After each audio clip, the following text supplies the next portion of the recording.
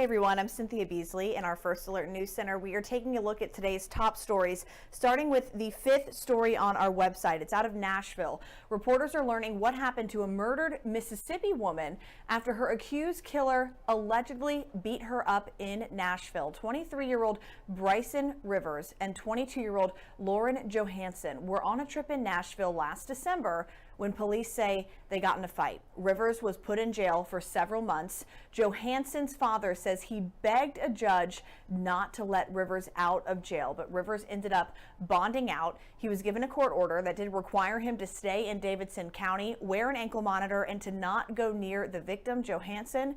But after several missteps, he was able to cross state lines. He is now accused of murdering Johansson in Mississippi. Our sister station again spoke with the victim's father. You can listen to his interview if you go to this story on our website.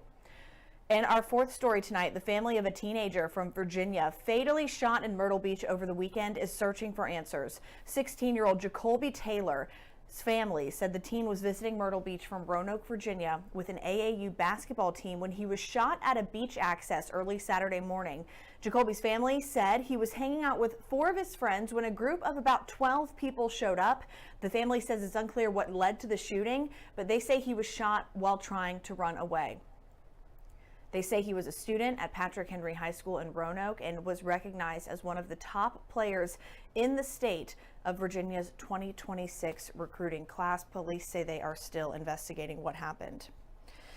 And our third story out of New York tonight, a mother and her 18-year-old son were killed in a car crash while driving home from his college orientation in New York. Officials say a car crossed the median and hit their car. 18-year-old Colin Farrell and his mother, 44-year-old Tiffany Farrell, were pronounced dead at the scene. The driver of the other car, a 36-year-old man, was also pronounced dead. And our second story, well, first, a quick break. January 11th of 2020. It was heartbreaking to see all of the damage that happened at North Central High School because of an EF2 tornado that happened luckily over the weekend. Now so much has changed in the community. The buses are back in place. The school looks amazing. They've done such a good job. There's just so much resiliency here, and we're proud. WIS 10, connection happens here. All right, we are back with our second story on our website. A woman who was on the MTV show 16 and Pregnant died Saturday. Autumn Oxley, who was also known as Autumn Crittenden, was 27 years old. On Saturday afternoon, first responders were called to her home in Henrico, Virginia for a medical emergency. She was pronounced dead there at the home. She gave birth to her son on the show in 2014.